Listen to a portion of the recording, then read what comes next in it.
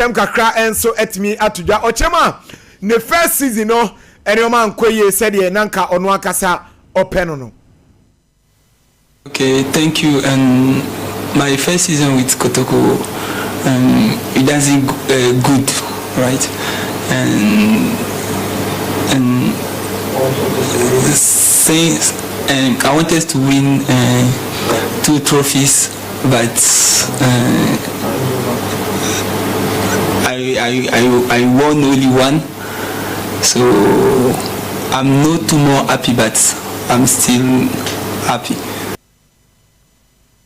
Eno Samba in Dongani Gilbani O'Neill, and it is answer me to just say ono kasana kana ni duaze hunu so de Asante Roko ebeje trophies mienu Ghana Premier League no and afen so FA Cup no ne saka FA Cup no eno nti onye too happy and so eno Congo Soldier and sema odi tuja owie no odi tuja se Asante Roko players ekuta omo quality no was soropa, especially Albert Amoa and Mohamed Kamara goalkeeper. All of them, you know, they are very, very good players. And I can take example to like one, Kamara. Kamara is a very good goalkeeper. He can he can play with his legs, and I can also see Amoa. You know, he gets speed, he gets power, and you know how to score too. So, all of them, they are very, very good players. Okay. And no, Asante Roko defender, your friend is Samba O'Neill, and it is Ansem Wenina, and so Etuja Ochemo Padia, Brantia, your friend Mohamed Kamara, no bono, and a former Otimibo as a goalkeeper, and our friends on the reflexes, a good pa. Brantia friend Albert Amoa, the speed, no, if you are Sanson, nim shots on the ball, go no so. Onim shepaye intino players ne de omo enso de paye eno Samba nsam kakra ore atudwa afa Kumasi Asante Roko any players are omo nso award this season na mama me coach Karim Zito na yenra de sisi ade ade se empanyimfo enso ene na kasama enkomo ni nyina enso etimi esi. Yes, coach Karim Zito and Chebia announcement no and so ebetimi abase 2 years contract Asante Roko IMC no and so Erebe man said obey head coach obey lead team no for a next coming season no 2025-26 season no na also abe coach Eriama Kumasi Asante Roko ti eno enso ensema eno so ebanti Asante Roko mo warrior say Asante Roko any coach omo for players ni nyina no sabere coach no enkomo no eno nso etbs sansem we makache o de dada say ade say ono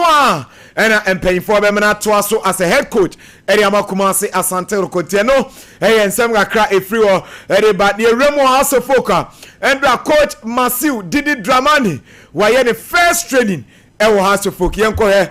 video no kakra.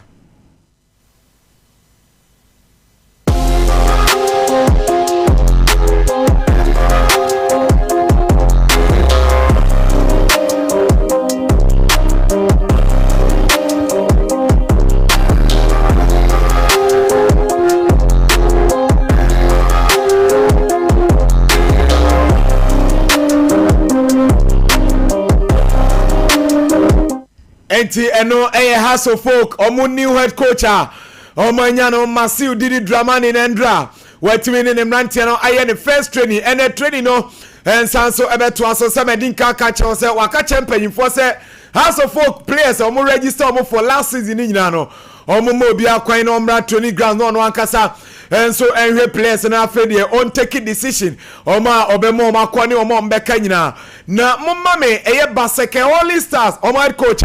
your friend Abdullahi Ghazali na enkra ebani cheda openina tender in the resignation letter and so area man penyin for sabrede ontimi to aso enya head coach enfama Baseke Holy Stars ni nyina ne se ordinary chemo ewon kran na afen so wakofa house of folk assistant coach job no na ono so etimi ato aso eno and so ensama eba your boy che and so area man ti house of folk achawie be na wotwe nkwa na wie no na announcement no enso etimi aba afa assistant coach ono nso ebeboa Masiu Didi Dramani na adwuma no enso etimi akoye ede amomo Thomas Dua former coach Arima Ashanti Goro on Sembebre enso etimi atuja edikan wabo baby any Gold Stars enso abase omo etimi age league no ere esi omo na so nya bad say we are there the fourth rubber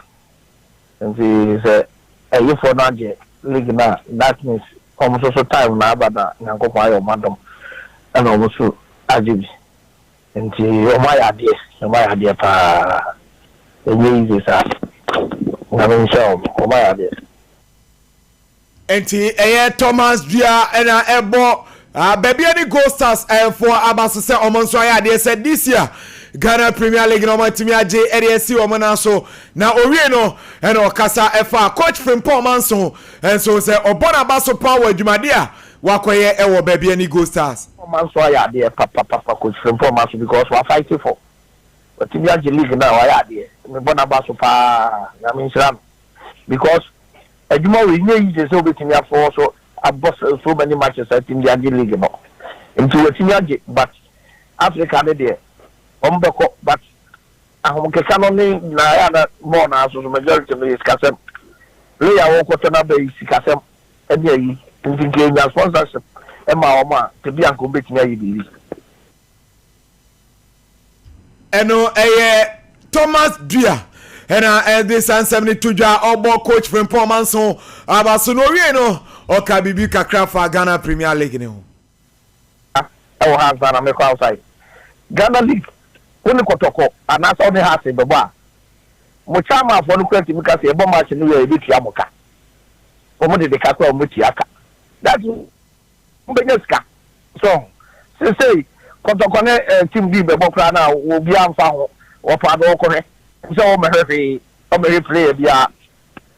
nti ama Ghana League no se enye debut eno enso Thomas Dua nsema odonso ede tuja efa Ghana Premier League no na mama mi Emmanuel Eje abrantewe winger edema baseke Only Stars yan tese endra orema medicals enso etimi akoso a baby any Gold Stars omo wese omo ni abrantewe be na ononso next season wa be adwuma no enso ede ama baby any Gold Stars inti Emmanuel Eje ononso medicals no enso etimi akoso na Loyal Safuduku kasamafo edema kumasi Asante Roko no ade tuja se Asante Roko enso nchen anase Confederation Cup no enso nchen kumasi Asante Roko ntino se Asante Roko ekobo Confederation Cup on betimi age amana yi kesi o jini ye kwa se ye kwa kuduro bi sisi mu e target be se ko do di Confederation za enchen o be ka se o tali ambitious as ko team musu e ka se be ko di Confederation za do bi a end out but the first 10 first we need to qualify for the prelims. Now go blue stage. Now for you taking it from here. Entinurena obia andoubt Asante Roko say omo betimi akọ Confederation Cup no akọje say Confederation Cup no enso nchen kuma say Asante Roko eno Loyal Safuduku ene de sansem no etudwa ono ene kasamafo edema kuma say Asante Roko na coach Kimla ono nso ena head coach edema Black Queens abre no ahobobo no egusu a ekoso enchebia awkono enso ebetimi ahase na odensem kakra enso atudwa game a omni Malari enso eboye no wakasa akakra ere afa ho. I think we had a better fighting spirit today. I actually felt that we won the middle. I also felt or we created more chances, like I said. Had a chance to score so many goals, so that's very positive. Overall, I think the defense was pretty well, even if the opponent had one of the best attacking players in the world. We controlled her the most of the time, at least, so that was a good experience for us to play against top player, but like I said, I felt that we did a good game. Eno coach Kimlane de Sansemne enso etudwa na ababawa your friend Chantel hoka ono nso e de nsem kakra enso etimi atudwa pa say obae no adaptation no bibia ekoye de ma no. I actually felt that we won the middle. It feels like part of my roots. It feels like a big sense of home away from home. It's like my two homes colliding. Obviously I'm from England and I have half Ghanaian as well, so it's brought me closer to the motherland, to the, as I say, my roots, the people. Just it feels amazing because everyone's really nice. Yeah, the girls are really welcoming as well, so it's really good.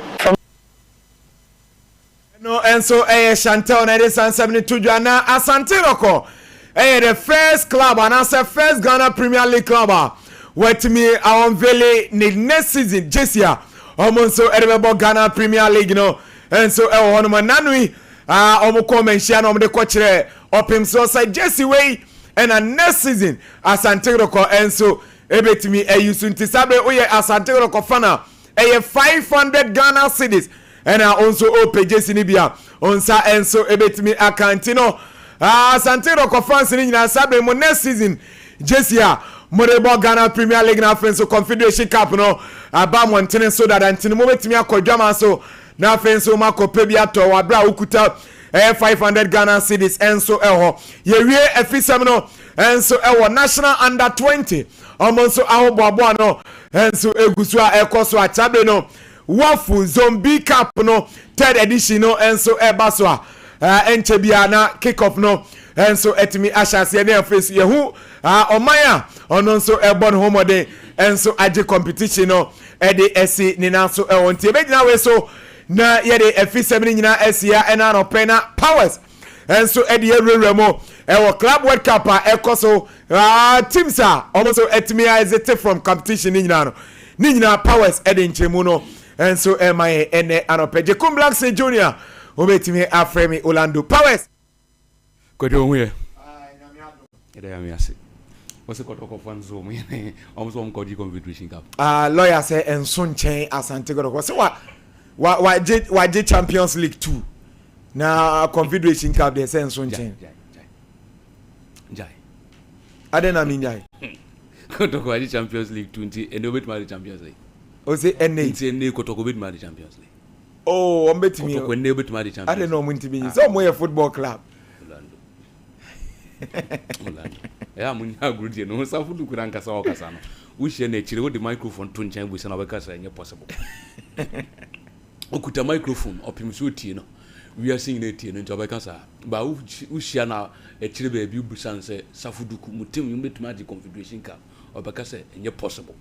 Ede ntina wo susu sa na team nya team ya omde bo kroma league ya nya omutima omde bo league ya enwa na omde kwai so mu chema Dreams FC quality na nchen omo ba omo koya to the semi-finals what am I coming on why so bumfu ni oh David coming on David Grace mami enra results APM FIFA aye club world cup no results no fato Sompa TV no so many nkomo kakra ene de na bibia nso ntumye kama woni misa PSG eno amo se 2-0 against club and the series sounders boboku no na akra ne den ade feature Nicolas Carrier ono about first goal edema omo no etin Ashraf Hakimi at the second goal no at the twaso edema Le Parisien Atletico Madrid Eshe one the table the four go boboku no woni misa Antoine Griezmann ono and I show the only goal I was against and some ho me fantu just so table na me nya the resource na some about table no so FC Porto and the club and the day and so I did not the Eloli against the pie ekokwe 4-4 na the tennis already Jadi Rodrigo Mora on say one goal William Gomez and also a goal Aya Semu Agahoa as a goal Edma Porto and Sana Kaplan Livran Lima Ferreira Dutona France Pepe SM the fourth goal Edema FC Porto Minfantu Jasen Rani Tadi Wissam Abu Ali on about 2 and 3 goals Edema Ali Babakono Wamra Krachani Tadi Muhammad Ali Ben on also said fourth goal Edema Ali Babakono and to game the pie a Kokia 4-4 Minfantu Jasa Inter Miami and the Palmares game no so Kokia 2-2 with him son a Tatao Allende ono esego Luis Suarez ono so sebako edika wo de ma Inter Miami club no wo Paulo Henrique aye Sompa osego na Mauricio aye Magalhaes aye Prato ono so de bako ka ho de ma club aye Palmeiras and aye de total no Grace mami table na me nin koma group A aye table no de tennis Palmeiras qualify ekomanim with 5 points. Inter Miami so qualify. Interestingly, FC Porto and the club and the team added na the Elali. One afim was a group A ho afim group B. I want to PAG and you have 6 points. Botafogo and you have 6 points. Atletico Madrid and you have 6 points. City Sounders and your point to be na. One say obi enya 5 when the group they qualify possible say teams need be 4 points so they qualify but so they Atletico Madrid in 6 points on also into your qualification to the next stage of the competition no FIFA Club World Cup egusu ekoso and you're doing some outdoor at the Panabia so to my fine. Yanko Poya dominated game Sabekosunian. With him say Oakland City and in Boca Juniors game near 7 p.m. and Obekosun Jordan Park or Granite and so at the Glen a Nebet on the World Center game so and what's in front to church Benfica SR and the Bayern 7 p.m. and the game so to Makoso our Bank of America Stadium. Minfan to just Mr. Francois Letexi on the World Center Esperance Sportive de Tunis and the Chelsea Bobo Kono. And we came on at 1 a.m. in the game because so our Lincoln Financial Field a Philadelphia and when it's went to Koso when we sell Los Angeles Football Club and the Flamingo and also at the same time 1 a.m. and a bit to my Koso the Osha our Sompa television so far teams are qualifying. A run of 16 and Tiwasha 8 teams are qualified to run of 16 and no ayo dear Frimunsa Epa and Nete Anopanego said in some out at the MTA4 live on Sompa 93.1 again on Sompa television so Nebi Biasum and to Minkon and Afimin Tosso Mimpongre I want some from Concordin Como now stories out to a paninano Memfa Amayet4 to make it Casipawe so the part of your grace mam acranity and so at the Nico Williams picture no na min kasaka kan fan ho when him say meet so possible kono e postpone the payment of Nico Williams release clause until July. Enti se nay wonte so makokotua o mo twense July and makokotua sa sikanom Ekwane Sadia, not as a record, so 2025-2026. A financial year, and to a balance UEFA financial fair play rule, no, and they will apply, not just one more plan for the just end of season. Jam Famba 2024-2025. Nemum send Mukoko this month, Juna. Yabe recordo, a Jako 24-25 season, no, a balance of Bossa Bebre, and some of Musika Seminole, and a dear friends to Tendeteno, Yagusun, a yadin some out on the bar. Na bibia so atuma kama afimin troso enkonsamu fremo enkonkodi nkomo emfemfiri wo mami bobo kwa de tedi Chelsea and no Chelsea training no Olawu ni say you so fan and the Chelsea for social fan is no a horse anya some getwa enti mpeniform ko here a Chelsea training ekoso I was some question fino na I was say omusu make sure say go down anwo pay e kwan ben omusu betena se na twase go man enjoy a training no na bibia so tima consulting dia ugu so wo hwe I was some television so aye bobo kwa de Chelsea mu tro na mo ye na nura ana ugu so wo enjoy na bibia so atuma koso no afimi Son consumu from man Bayern Bobo Kon minim sa video no available Bayern departure when him say Bayern club no and now my free baby amu aye Florida edomoni echirem awo aye krofu from na baby amu ko se aye kro a friend Charlotte ho and aye club and ekwakobo mu next game so enti na wo se omo fly and run at ho na mo so to me kwana bibia so atumi ye kama enti plane mate so attach time aye 1 hour 38 minutes and a Bayern Bobo Kon ensuti ye and now mo kwakotu na bibia so atumi ekoso kama de mo wo mo hwa so nyame ya adome na 7 p.m. wo mo game against Benfica, Sporting Lisboa, Benfica Esel Akensono, and also Betama Koso, and I am somebody beyond a swepa and a day, Yagusia and some outturning Nadi Panabiansono, etum Ayakama, Grace Minim Sobet Mammy, boy and a daddy brand in Bermu, picture was some television so say when him say Manchester for Mete, say United. an improved bid improved bid on a 60 million pounds and I met some Manchester because say first offer now the call a club in 10 in it down one would improved one echo for this boy and no I mean second and that day anopa amigo somebody some out one day panabi biansono etum ayakama Grace again Mami Ibrahima Konate or ye Liverpool defender na Olamo player no say and the wofu reporter mean second and so you're happy will Liverpool club in the moon ning say contract offer penny for the man no na yadia will form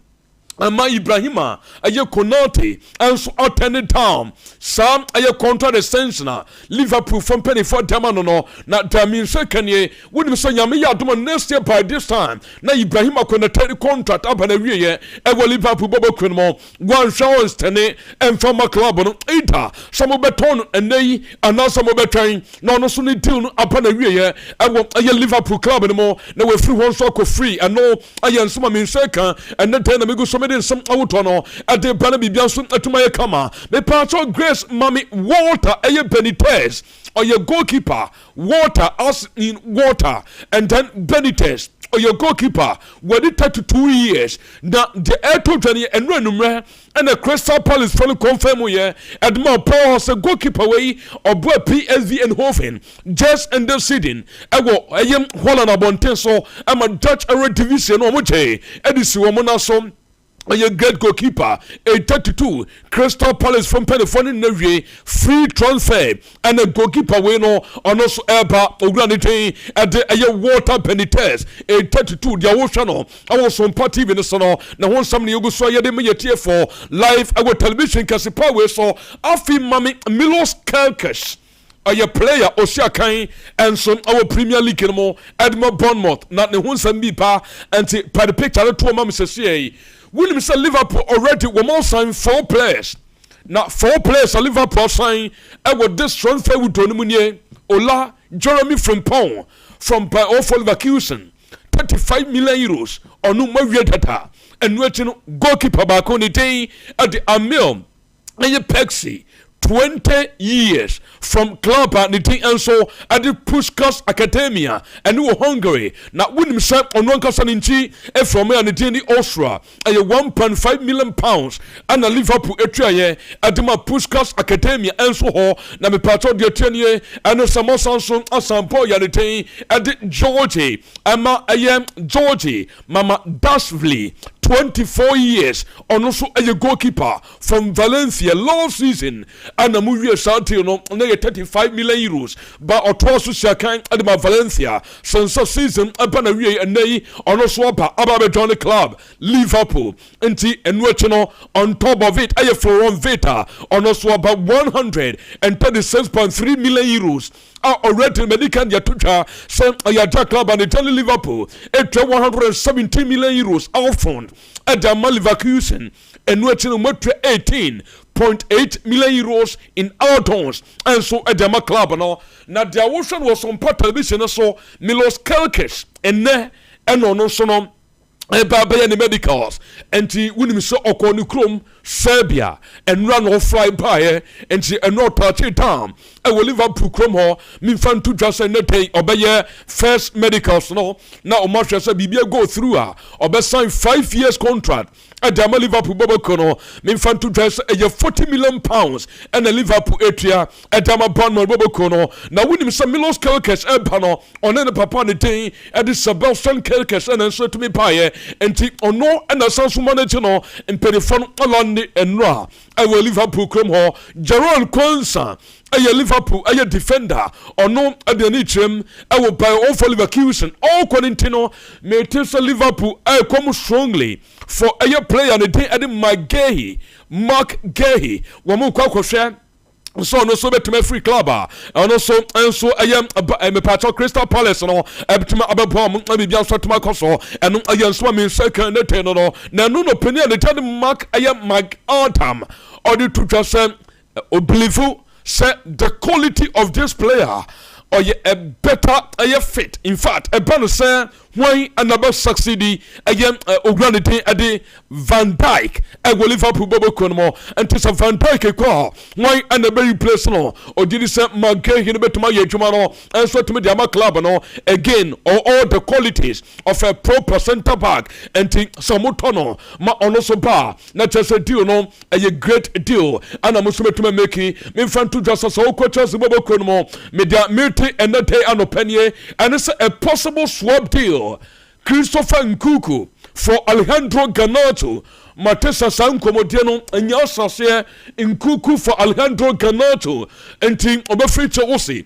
Johnny Manchester United, not Garnacho and so move from United. Johnny Chelsea Bobokono, Diamin Seka, and a second Comote and Yasase and no a young summon and a swift power and that they are no payago so ya the sun some out on editor a year tear for and be sweat to my kama. Winning some Yasim Madrid. Echa Adiatu Rodri Enzo Triso a 90 million euros for Rodrigo Goes 90 million euros. Arsenal a leading race for the player by Sikano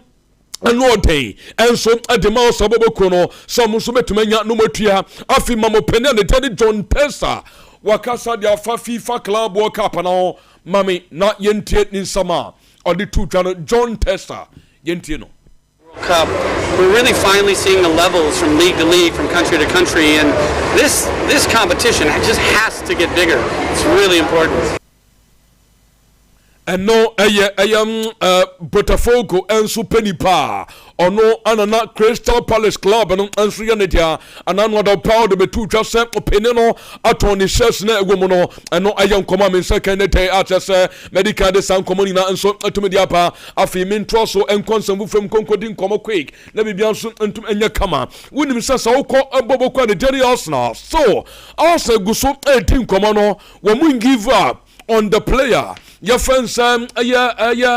Joe Carris, also for any give up until so Mugu so team come so better man Manapa a club and all no more sort my coso a son they are meeting him and it's a Mikel Arteta at their tomb penny for him say a year or some motor striker just end the season a band is like Gabriel Jesus a prayer no not as a force a year 9 and the Arsenal 4 paw no also Sabobo Kono and a proper center forward and a new Brennan Yapa so was a club and so to me call a pan same ponon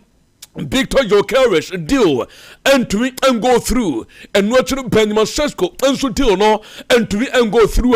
Metesa Arsenal and don't even away Italy on Mukakotin come up back and so to me the flew up and again someone so flew and so to and then you go so some out turning now at the MTF to better way so mean fan to just a Chelsea player your friends Nicola Jackson wouldn't say and normally be two Sir Nicola Jackson I bet me free club no mana ye it sounds a Chelsea from Pennyfono and the engine performance and ho and we are number 1 number 2 Chelsea Pennyfo and inche ni subanya ordinary teacher and another some needless record boy and so be pick here ama and they will say team come on when me say Juve abam strongly Juventus aba ebe pepo and the team and so at Nicola Jackson ningina say Juve for the share some almost strike and the do some Vlahovic one better no come na until Nico Jackson possible some before so transfer to know and close no better say Nico Jackson and so move a join the club your friends Juve and no ayen summer and also etoja and then they anopa ye go send San Miniano at the Emma yetie for 9:30 ye be sound so about 4 time yen friends here and there so we do birthday of course we need Lionel Messi born 24th of June 1987 and do birthday 9:30